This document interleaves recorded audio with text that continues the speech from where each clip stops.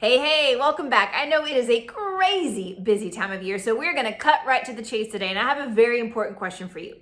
Have you ever come to the end of December, you get ready to set your New Year's resolutions for next year, and all you do is look back on the ones that you set for last year and copy, paste, step, repeat for next year? Ever happened to you? I got another question for you. For how many years have you done that?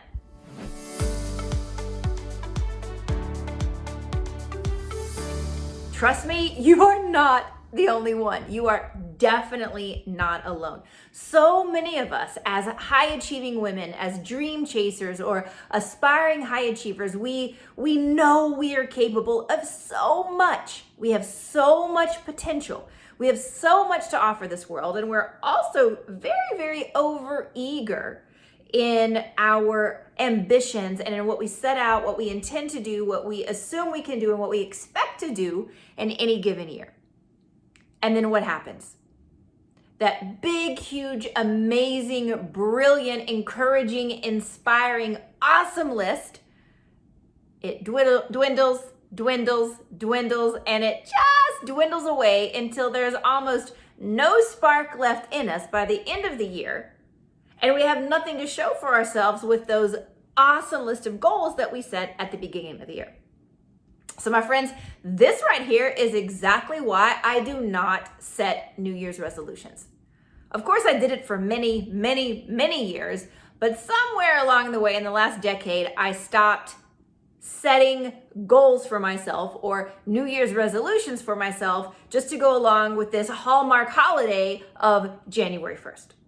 Okay? If you really, really look at the history behind January 1st, and of course, the history behind most overly commercialized holidays in the US and around the world, okay, they come with their own propaganda and commercialized nonsense, and it's not even a topic for discussion today. However, what I will tell you is that I will always take any opportunity for turning over a new leaf. I don't care what you call the day. Okay, I am a big believer that we can start fresh every single morning, just like we can start a diet in the middle of a bag of potato chips. So here's what I do instead of setting New Year's resolutions. I do War Week. So today I'm going to tell you all about War Week, what it is, where it came from, how it works, and how you can use it in your own life so that you too can create your own version of War Week in your life. Sound good? All right, so let me take you back about 13 years. Wow, I can't believe it's been that long. So my son was a baby. He was, he was born in February. And in the month of May, I was scheduled to take a trip to Australia. It was gonna be our first trip to Australia. We were gonna be going to Sydney and all around the area, also New Zealand, if I remember correctly. And when my son was born, he was a huge baby. And on his way trying to come and make his grand entrance into the world, he actually broke my tailbone. So I had all sorts of trauma. I had suction cups, forceps, all sorts of crazy things that I would never agree to today, knowing what I know. But back then I was just young, ignorant, totally naive. And I was like, just get the baby out. And then after all those failed attempts, I ended up having to have a C-section anyway. So he broke my tailbone, and needless to say, it was extremely, excruciatingly painful. And it wasn't healing properly because you can't exactly put your tailbone in a cast. So March, April, May, 90 days later, I was in no position to make a 14-hour plane ride sitting on my bum in the back of a plane. So we decided to scratch that and do something else instead.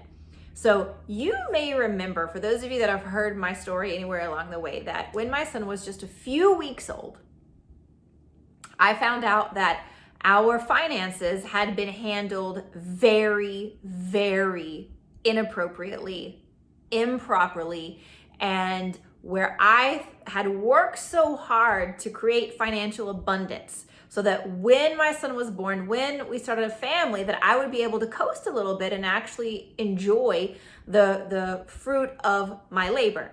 Well, when my son was literally, it must have been 2 days out of the hospital, 3 days out of the hospital, maybe a newborn at our house, I was just completely knocked off center with the news, like out of nowhere, that our finances had been destroyed. How it happened is not the topic of this conversation. But what I can tell you is that my bubble was burst, like massively burst. So everything I thought I had created going into this like fairy tale scenario that I had created for myself, let me tell you what, the air came out of that balloon, the helium was sucked right out of that sucker, and I was devastated. So I knew that from the time he was just a couple weeks old, I was gonna have to come up with plan B for my life.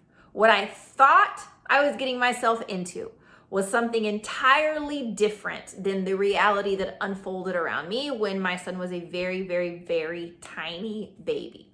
So in fact, when he was 6 weeks old, I had to bring in a full-time nanny to the house so I could get back on the road and hustle and keep my entire world from crumbling all around me. So fast forward a couple of months after that, I knew that because of my insistence on absolute excellence in my life, and because I refused to settle for mediocrity and the status quo, no matter how painful and terrifying and suffocating it was, I could not allow myself to stay there.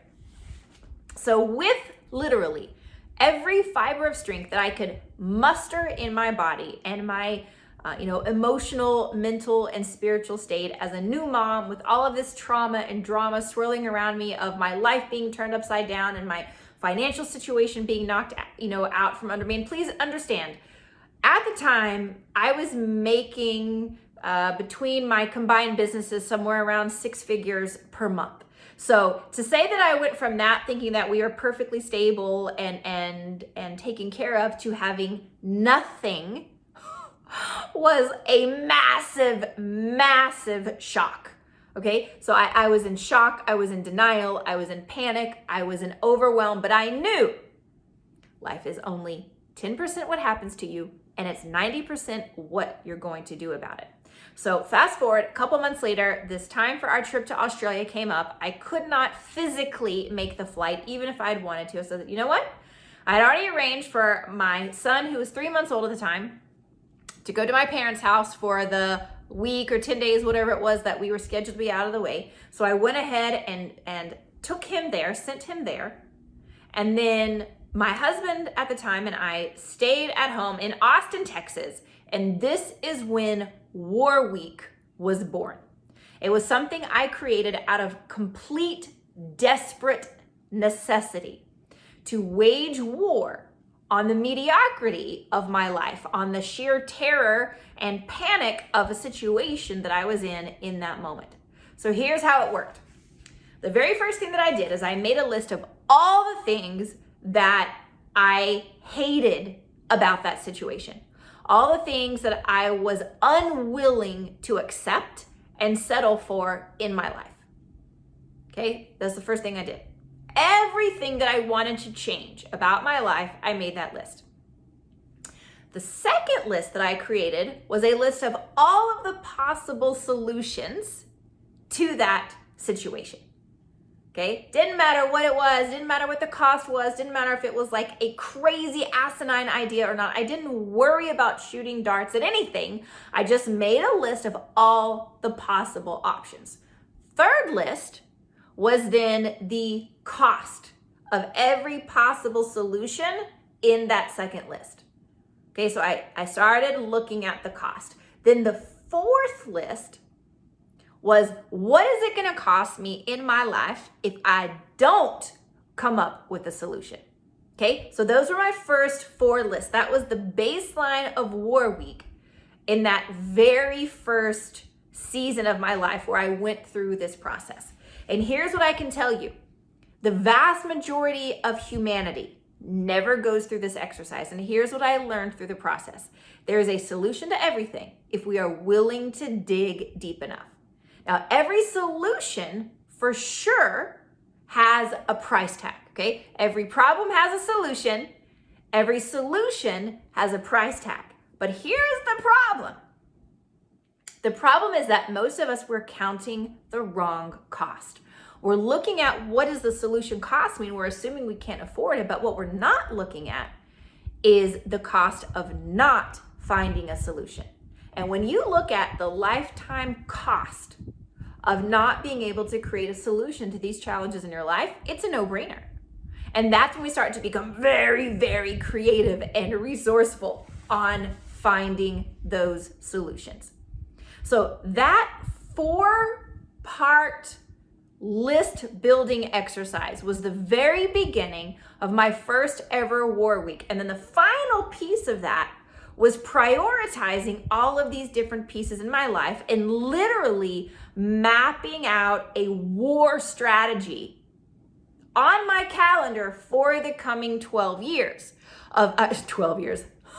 Heaven help me, 12 months of how I was going to tackle these different pieces. Okay. Now, I can tell you, when you start looking at all this stuff on paper, it can be extremely overwhelming. But you got to remember, an overwhelmed mind does nothing. We know that, but here's what most of us don't realize. Being overwhelmed is a choice. We always have the power of choice over how we feel. So I can either get swept away by the drama and the panic of looking at, oh my gosh, it's so much. How am I ever going to tackle this? Or I can choose to become empowered instead of feeling overwhelmed. So I said to myself, if I knew what to do, if I had all the bandwidth, if I had all of the emotional energy and mental resources to solve these problems, how would I go about it? Which would be priority number 1? Which would be priority number 2? Which one of these are mission critical? Which ones are urgent? Which ones are just whenever it's convenient? And which ones of these are not critical at all? And I prioritized each one of these solutions and I got to work. And what I can tell you is 1 year later, my life was completely different. Simply by refusing to quit, to give in, to give up on myself, to get swept away by the overwhelm, and to stick to it regardless of how I felt in any given moment. You see, discipline is one of the key skills that all high achievers and dream chasers need. Because like we talk about all the time, real life doesn't happen in a petri dish or in a science lab or in an Excel spreadsheet. Real life is messy and it's loud and it's hairy and it's painful and it's got super high highs and super low lows. So we've got to be willing to and learn how to just live in that dance and celebrate the imperfect perfection of everything around us. And in 1 year, simply by refusing to give up on myself and sticking to my list. See, by getting it on paper, I was able to get it out of my head. Because when all this stuff lives in your head, you just got all these bombs going off all the time and you feel like you're just constantly in duck and cover mode. So I was able to get it on paper and then I was able to rise above the drama and rise above the emotion and look at my situation from a very objective standpoint, like, what is called the observer effect in psychology. I was able to just dial up and look at it from a 30,000 foot view and say, okay, pretend this is someone else's life. What would you recommend they do? And when I was able to remove myself emotionally from the situation, everything changed. Here's what I can tell you, is that War Week experience totally changed my life because it gave me a step-by-step recipe formula to follow all year long to dig myself out of a crazy hole and put myself back on a proactive path. Now, of course, In the 13 years since then, I've refined it again and again and again. And while I was just kind of like shooting darts, with a blindfold on back then, I've been able to see the proven formulas and the pieces of the method that I could refine and tweak over time. And since then, thousands upon thousands upon thousands of women have joined me in this process and are still to this day waging war in their own lives. I get letters and emails and Facebook messages all the time from women I haven't talked to in 7, 8, 9 years. And they're saying, I did work with you years ago. It has still changed my life. So I invite you, whether you're doing it with me or whether you're doing it by yourself, carve out some time and do your own war week. I always love to do it in the last week of December where the whole world has checked out anyway and I have crazy quiet time without interruptions. But you can do it any time of year. It doesn't matter when. I have a good friend that does it in February every year after her kids are back in school after the holiday madness. So it doesn't matter when you do it. Just pick a time and do it. You owe it to yourself. If you want to collaborate with a tribe of like-minded women, come join us. Come do it together. There is so much power in a group of women uniting and putting this type of focused energy into the world every single day. So you have an open invitation from me. Of course, you can click here. I'll put a link below. You can learn more about it. But I don't care. Do it by yourself or do it with us. Just do it. You got this, mama.